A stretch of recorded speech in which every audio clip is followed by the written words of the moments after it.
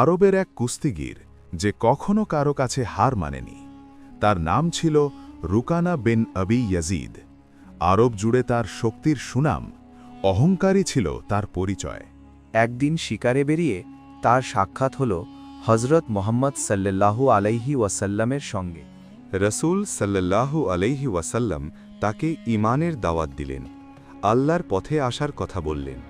রুকানা হেসে বলল, আপনি যদি সত্যিই নবী হন তাহলে আমার সঙ্গে কুস্তি করুন। আমাকে হারাতে পারলে আমি বিশ্বাস করব। হজরত মোহাম্মদ সাল্লাল্লাহু আলাইহি ওয়াসাল্লাম শান্তভাবে বললেন, যদি এতে তোমার হৃদয়ে সত্যের দিকে আসে আমি প্রস্তুত। মুহূর্তেই শুরু হলো কুস্তি, আর আশ্চর্য, মাত্র কয়েক সেকেন্ডে রুকানা মাটিতে পড়ে গেল।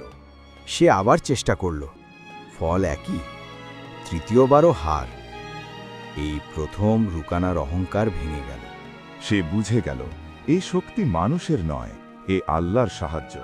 কিছু সময় পর রুকানা ইসলাম গ্রহণ করল এবং হয়ে উঠল ইসলামের একজন সত্যিকারের সৈনিক।